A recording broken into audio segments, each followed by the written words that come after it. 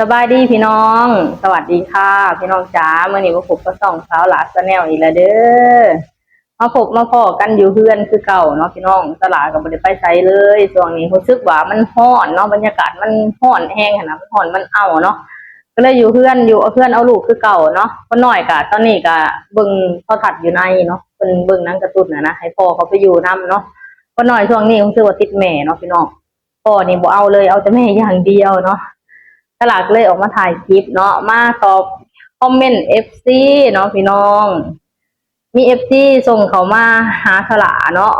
บอกเกี่ยวกับการซื้อขายดินอยู่บ้านสลาเนาะเพิ่นบอกว่าอยากให้สลาน่ะเฮ็ดเป็นคลิปวิดีโอเด้อว่าซั่นอยากรู้ว่าอยู่บ้านสลาน่ะซื้อขายดินกันแบบใดเนาะไร่ละจักบาทอีหยังประมาณนี้หั้นนะเพิ่นบอกให้สลาเฮ็ดเป็นคลิปเนาะสลาก็สิเฮ็ดเท่าที่สลาฮู้เนาะที่เว้าเท่าที่สลาฮู้เนาะพี่น้องว่าสลาก็บ่ได้ฮู้ทุกเรื่องเกี่ยวกับการซื้อขายดินเนาะพี่น้องทาง FC เพิ่นก็อยากฮู้นะเดี๋ยวสลาก็สิมาเว้าให้ FC ฟังอยู่ในคลิปนี้เนาะสลาเขาอนุญาตอ่านคอมเมนต์ FC เนาะเพิ่นบอกว่าน้องล่าที่ดินที่ลาวแถวบ้านน้องคิดเป็นเงินบาทไร่ละกี่บาทให้น้องทำคลิปตอบด้วยนะจ๊ะรอชมเด้อคนงามขวัญใจไทยแลนด์ว่าซ่านขอขอบคุณหลายๆเนาะพี่น้องสีส้มสละสละก็สิมาตอบFC เนาะมาตอบคุณพี่เพิ่นเนาะว่าอยู่บ้านสละนี่เขาเจ้าขายกันแบบใดคิดเป็นเงินบาทไร่ละเท่าใดเนาะพี่น้องก่อนอื่นเบิดสละก็ออกโตเลยว่าสละสิบ่ค่อยฮู้เรื่องเกี่ยวกับเรื่องแบบนี้เนาะพี่น้องเพราะสละก็เพิ่งสิกลับมาอยู่ลาวเนาะตอนที่สละซื้อดินแต่สมัย10กว่าปีที่แล้วก็พ่อกับแม่สละเป็นคนซื้อไว้ให้เนาะสละมีหน้าที่แค่โอนเงินมาให้เพิ่นแล้วเพิ่นก็เป็นคนจัดการทุกอย่างเนาะพี่น้องณตอนนั้นบ่ได้ซื้อเป็นไร่เนาะณตอนนั้นซื้อแบบเป็นพื้นเลยนะพี่น้องตอนน่ะสละซื้อในราคา35,000 บาทเนาะก็ค่อนข้างหลายอยู่เด้ใส่คำว่า12ไร่เนาะพี่น้องเพราะว่ามัน2 เฮกตาร์เนาะเพราะว่าเฮกตาร์หนึ่งมันเท่ากับ6 ไร่กว่าๆเนาะพี่น้องตอนที่สละซื้อเนาะก็อย่างเมื่อวานนี้สละก็ไปเฮ็ดคลิปเกี่ยวกับการซื้อขายดินของน้องสละเนาะเพิ่นซื้อดินใหม่ๆนะเพิ่นซื้อในราคา100,000 บาทก็คือ40 คูณ 20 เมตรเนาะพี่น้อง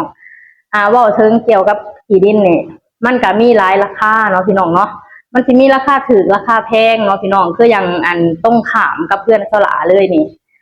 เพิ่นก็สิขายคือกันเนาะต้องขามเพื่อนสลามันก็สิเป็นถนนแบบใหญ่ถนนทางดำนะมันก็สิค่อนข้างแพงเนาะพี่น้องเพิ่นประกาศขายก็คือ20 คูณ 30 เมตรเนาะเพิ่นขายในราคา300,000 กว่าบาทเนาะพี่น้องก็ค่อนข้างแพงเด้20 คูณ 30 เมตรนี่ก็ประมาณงานกว่าๆเนาะพี่น้องเนาะใช้คำว่าบ่ฮอด2 งานเนาะสลากะฮู้จาก FC เนาะพี่น้องเพิ่นก็คอมเมนต์อธิบายสละฟังว่าอัน20 เมตร40 เมตรนี่มันเท่าเท่าใดแต่ถ้าหากว่าแปลเป็นไทยนี่มันจักงานแล้วก็มันจักไร่เนาะพี่น้อง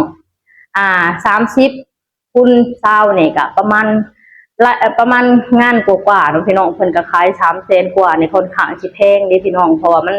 ติดริมถนนใหญ่เนาะพี่น้องคืออย่างบ่อนที่น้องสาวสละซื้อเมื่อวานมันติดริมถนนก็จริงแต่มันเป็นริมถนนเขาหมู่บ้านเนาะริมถนนทางแดงนะพี่น้องเป็นแบบว่าทางผ่านหมู่บ้านอย่างประมาณนี้นะก็บ่ค่อยแพงเนาะพี่น้องเพิ่นซื้อ40 คูณ 20 เมตรก็สิประมาณ800 ตารางวาเนาะก็ถ้าหากว่าคิดเป็นไร่ก็ประมาณครึ่งไร่เนาะถ้าหากคิดเป็นงานก็ประมาณ2 งานเนาะพี่น้องก็ถือเป็นว่า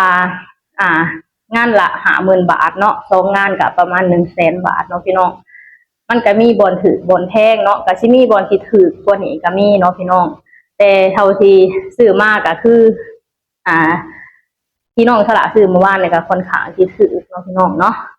อันนี้ก็เป็นคำตอบของสละเนาะว่ามันมีบอนถือแล้วก็บอนแพงเนาะแถวบ้านสละนี่ก็มีหลายบอนก็ถือกับพ่อซื้อนะมีลายบอนกับแพงเด้คืออย่างที่ต้องถามกับเพื่อนสลาเลยเนี่ยก็ค่อนข้างสิแพงเนาะพี่น้องแค่งานกว่าๆเพิ่นก็ขาย300,000นะว่าง่ายๆก็คือบอนที่ทำเลดีเขาเจ้าก็ขายแพงเนาะ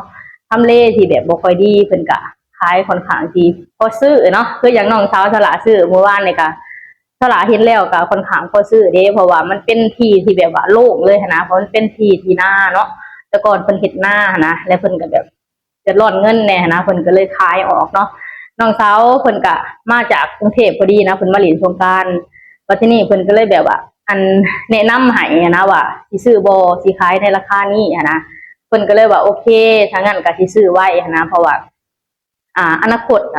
มันอาจสิขึ้นกว่านี้นะพี่น้องถ้าหากว่าสลามีเงินสลาก็อยากได้คือกันเดบอนโตกันไปหาเพิ่นก็สิขายเนาะพี่น้อง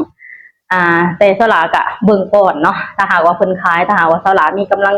เงินที่พอสลากะอาจสิซื้อไว้คือกันเนาะพี่น้องเพราะว่ามัน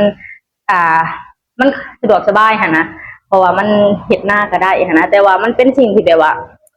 เฮ็ดหน้านี่ก็บ่ได้หลายดอกพี่น้องเพราะว่าเขาเจ้าแบ่งขายเนาะอาจสิแบบว่าเฮ็ดสวนบ่หรือบ่ก็แบบอุกเฮือนสร้างเฮือนอาจสิได้เนาะพี่น้องนั่นสลากะอธิบายบ่ถูกเนาะพี่น้องเนาะเท่าที่สลาเว้ามากถ้าหากว่าบ่ถูกสลาก็ขอโทษขออภัยเนาะพี่น้องเนาะเอาว่าง่ายๆก็มันอยู่ที่ทำเลเด้อมันอยู่ที่ทำเลดีก็ขายแพงเนาะทำเลที่บ่ดีปานใดก็ขายถือนะถ้าหากว่าเป็นริมถนนทางแดงก็สิบ่แพงปานใดเนาะถ้าหากว่าริมถนนทางใหญ่นี่ก็คืออย่างบ้านบอนที่ตรงขามกับบ้านสลานี่ก็แพงเอาเรื่องอยู่เด้พี่น้องงานกว่าๆก็ประมาณ300,000 กว่าบาทแล้วนะมันก็ใช้คำว่าขายออกยากเนาะพอสลาเห็นเขาเจ้าประกาศขายนี่กับไม่บ่แม่นเป็น10 ปีแล้วบ่พี่น้องแต่ก็ยังบ่มีคนซื้อเนาะหากก็มีคนซื้อแค่หลอกเดียวเนาะเพราะเพิ่นสิแบ่งเป็นหลอกขายนะพี่น้องมันค่อนข้างขายยากเนาะราคาแพงแล้วก็อยู่ในอันบ้านของสลาเลยบ้านของแม่หอมเขาเจ้ากับประกาศขายคือกันพี่น้องเขาเจ้าอยากขายอยู่ในราคา300,000 บาทเนาะก็กว้างอยู่เด้คิดว่าประมาณ2 ไร่ได้นะพี่น้องพอเท่าที่เบิ่งนะแต่ก็ยังขายบ่ได้เนาะที่นี่ค่อนข้างสิขายยากเนาะอยู่บ้านสลานี่ถ้าหาว่าแพงแน่ก็ใช้คำว่าขายยากเนาะเพราะเขาเจ้าบ่มีกำลังเงินซื้อนะพี่น้องกำลังเงินมันบ่ไหวนะคืออย่างอันคนที่ไปเฮ็ดงานอยู่ไทยบ่อย่างแบบนี้เขาเจ้าก็พอมีกำลังเนาะพี่น้องเพราะเขาเจ้ามีรายได้นะคืออย่างน้องสาวสลานี่แหละเพิ่นบอกว่าถ้าหากว่าโอกาสหนาในอนาคตนะถ้าหากว่าทั้งพ่อเฒ่าคนที่เพิ่นซื้อดินเมื่อวานขายต่อออกไปนะถ้าหากว่ามีคนเอาต่อเพิ่นก็สิซื้อต่อเนาะแต่ตอนนี้เพิ่นบอกว่าเพิ่นไปหาเงินก่อนว่าซั่นเพราะว่าเพิ่นก็ค่อนข้างที่แบบว่าเงินเบิดนะคือว่าแหละสละเสือเด้ไปเฮ็ดงานอยู่ประเทศไทยน่ะสละคิดว่าบ่ดนเดียวก็ได้เนาะพี่น้องเท่าที่สละเฮ็ดงานอยู่ประเทศไทยมาสละสามารถเก็บเงินได้เดือนนึง20,000 กว่าบาทเนาะพี่น้องเราต้องใช้คำว่าประหยัดประหยัดเด้ใช้เงินให้เป็นตั้งระบบระเบียบในการใช้เงินสละเสือว่าบ่ดนเนาะพี่น้องคืออย่างน้องสาวสละเพิ่นบอกว่า100,000 บาทนี่เพิ่นใช้เวลาเก็บประมาณ5 เดือนเนาะพี่น้องแต่สละก็เสือเด้เพราะว่า2ผัวเมียคู่นี้เขาเจ้าหาเงินเก่งเนาะเขาเจ้าเก็บเงินเก่งนะเขาเจ้าส่งให้ลูกแน่ส่งให้พ่อให้แม่แน่นะเขาเจ้ายังสามารถเก็บได้เดือนนึงเป็น20,000เนาะพี่น้องคืออย่างน้องเช้าเพิ่นก็เฮ็ดงานยิบผาเนาะแต่เพิ่นยิบผาเหมาเนาะพี่น้องอยู่แถวภาษาอุทิศเนาะพี่น้องเนาะแถวผาประแดงส่วนน้องเคยเพิ่นก็เฮ็ดงานโรงสีดพลาสติกเนาะพี่น้องโรงสีดขวดนะโรงเป่าเป็นเป่า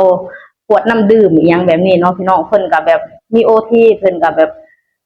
เพิ่นก็มีโอทีหลายนะพ่วงกะนู่นนี่นั่นนะแบบคนให้เฮ็ดหยังเพิ่นเฮ็ดเบิดเนาะตัวอย่างน้องเคยสลาคนนี้ค่ะเป็นคนที่แบบขยันเป็นคนแบบว่า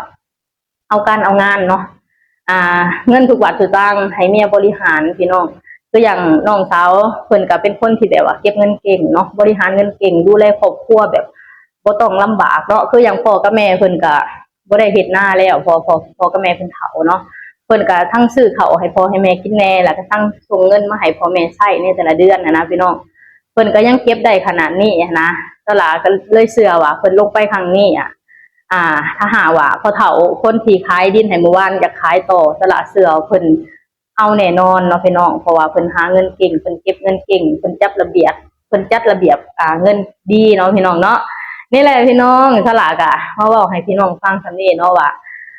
สิประมาณนี้เนาะถ้าหากว่าบ่เข้าใจหรือว่าจังใดสละก็ขอโทษขออภัยมาณที่นี้เนาะ เพอสลากับบกค่อนข้างที่บกคอยหู้เรื่องเกี่ยวกับแบบนี้ปันใดเนาะพี่น้องเนาะสลากาสิขอจบคลิปสำนี้ก่อนเด้อขอให้พี่น้องทุกคนกดไลค์กดแชร์กดติดตามเป็นสลาแหน่สบายดีสวัสดีค่ะ